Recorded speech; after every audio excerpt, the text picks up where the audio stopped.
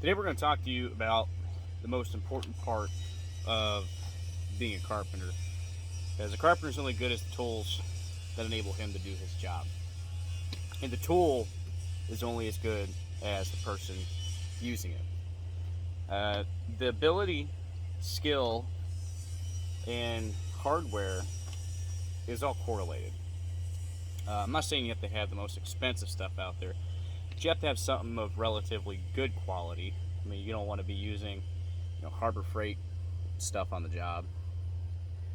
But I'm gonna go ahead and walk through what all the tools I personally carry as a framing / trim carpenter. I do a little siding too, and decking. So I'd say probably one of the most important things that a carpenter uses is measuring tape. I used to carry a 35-foot measuring tape, and the further I get in my career, I realize that 25-foot is generally okay in about 90% of situations. There might be some situations where you'll need a longer tape, whether it be a square wall or get a longer measurement for a wall plate or something of that matter, snap a line. But generally, that is not the common denominator. In those situations, the boss will have 100-foot tape, and even if he doesn't, you can pick one up for like $10 and keep it in your truck, and when you need it, go get it. But the reason why I carry 25-foot tape now is because the 35-foot tape, especially with all the other tools I used to carry, gets heavy, and that seems to drag down production a little bit whenever your hips and legs and back start hurting just from standing. So 25-foot tape, I like a Stanley Fat Max. That's personally like what I like, is because you can actually see the numbers and the measurements.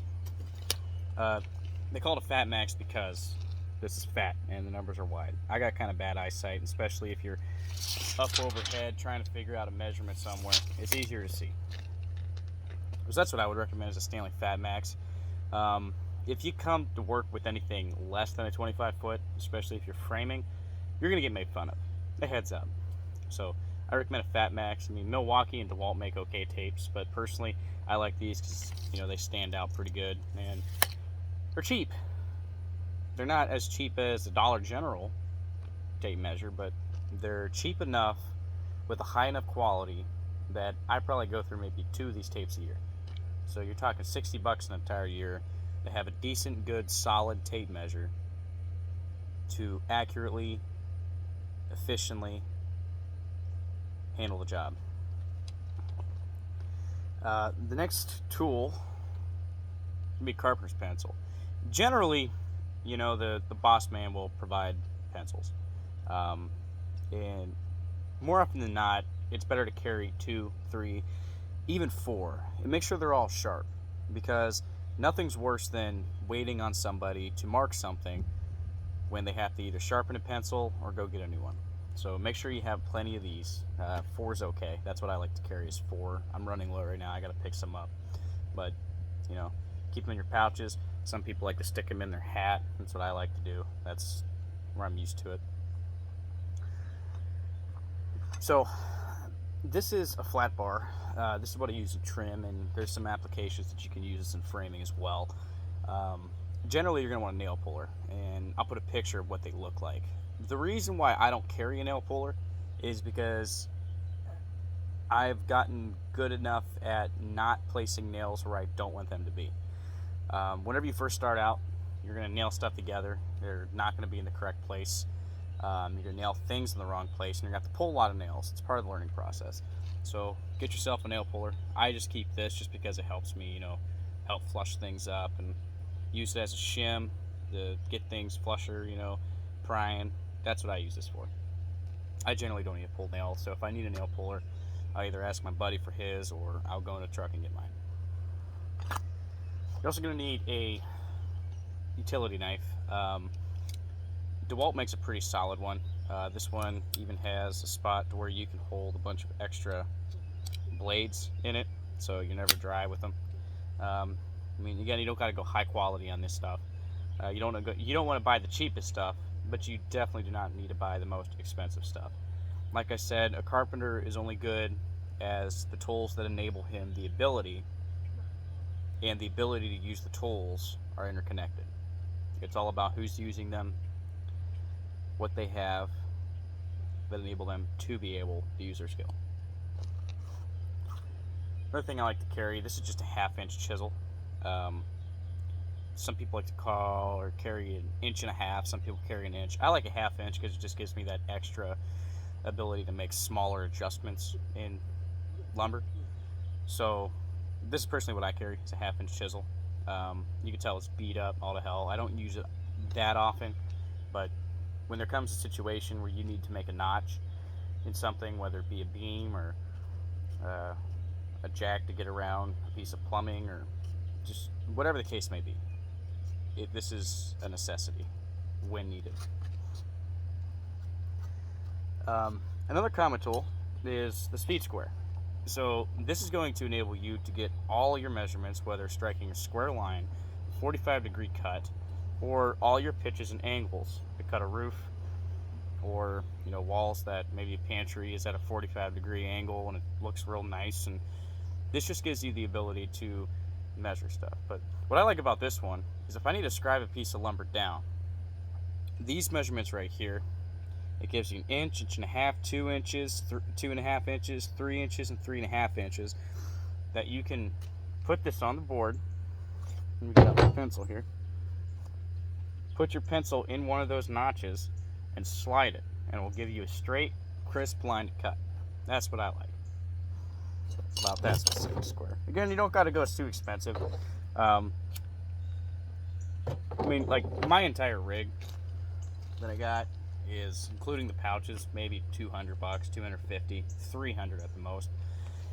Some people spend a lot of money on Occidental pouches, which I'll put a picture of. These are nice pouches, Occidental pouches, especially the nylon ones. They're very lightweight, they're very durable, they're comfortable. These are about $100, these pouches. They're like wire pouches. You can get them at Home Depot. I mean, that's just what I use because I like to save money. My hips are strong enough that I don't need, less than 2-pound pouch. I carry this because I do some remodeling work and build decks. I don't carry this on me all the time, but this is to cut siding and flashing and J-channel, all that kind of stuff. Again, if you're framing houses, you really don't need this. This is just, I like to carry it around because sometimes it comes in handy, especially when I'm doing decks or remodels. Another thing, if I can get that in there, I like to carry are a couple punches. I like to carry these because sometimes there's situations where you need to get the head of a nail will sometimes pop off whenever you're trying to pry it, and it leaves just so if you see these nails right here, let me pull one off kind of. Sometimes the head, which is this part of the nail right here, will come off, which leaves you with just a piece of metal like that. And if you're trying to pull it to put a nail back in there, like if you're putting a hurricane clip on or some type of metal fastener or a hanger of some sort, if it's in the hole, sometimes it gets in the way, right? And you can't pull it back out. So I like to carry a punch for situations like that where I can just set it on the nail, hammer it, angle it down, and push it into the wood out of the way to where I can get a good solid connection. Again, this is not necessary. Again, I do decks, and this helps me punch stuff for like Westbury railing and things like that, so I can get accurate drill marks, and it doesn't walk. It just makes my life easier.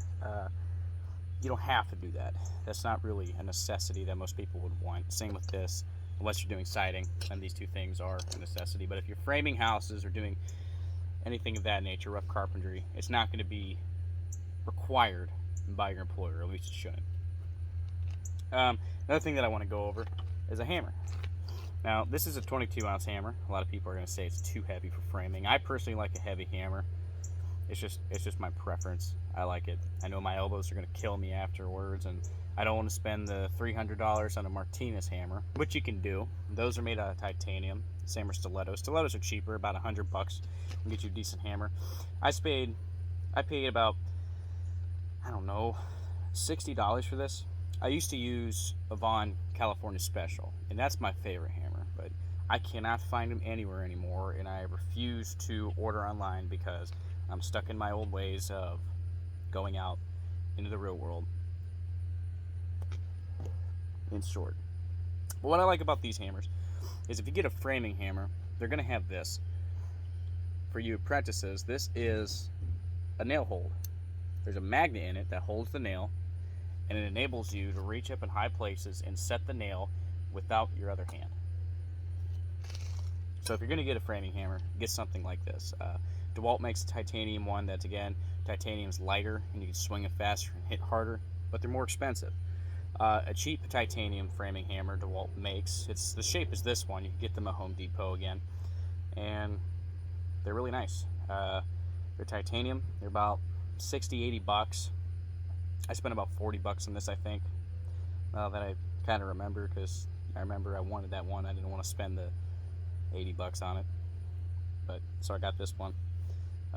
Estwing makes a good one. A lot of people like Estwing, but generally wood handled hammers are better for your elbows and your wrist.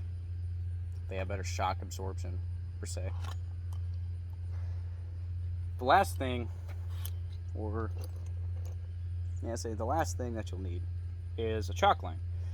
What a chalk line is you put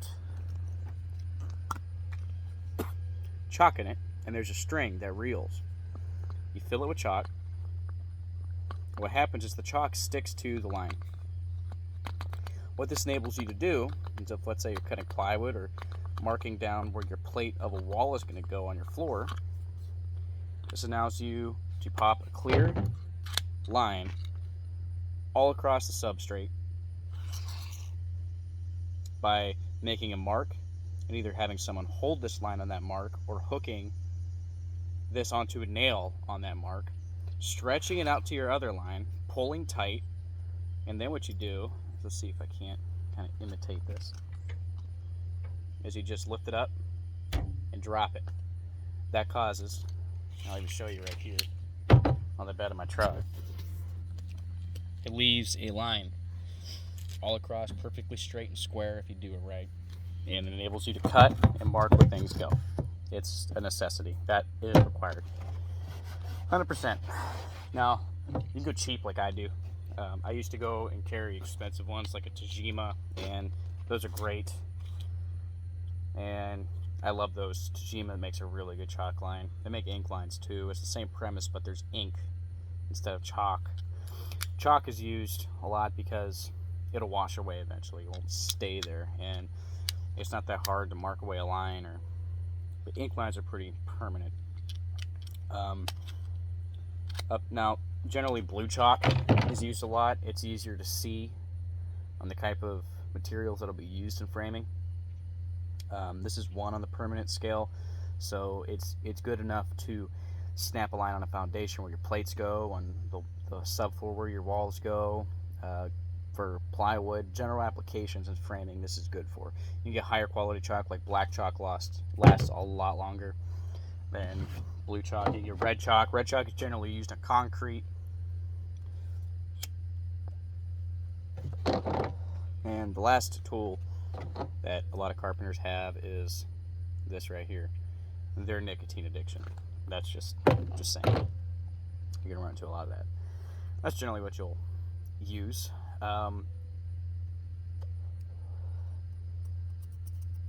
Yeah, I got a lot of videos planned. There's a house I'm framing right now that I'm going to kind of walk and talk about the different members of framing and what each individual piece of lumber does, whether it be adding to the structure of the house, to the finish of the house, or just, it's what they all do. Every piece I want to make a video and show you why things are done that way, why things are the measurement they are, what is code, what is not code, and how code may differ in your area. Because there's some things that are flat across the board, like 16-inch on center on your walls, are pretty standard across the world. It's the IRC, the International Residential Building Code. That's what IRC stands for. So if you go over to Great Britain, their walls are going to be 16 inch on center, or whatever their centimeters equivalent to that, because they don't use freedom units.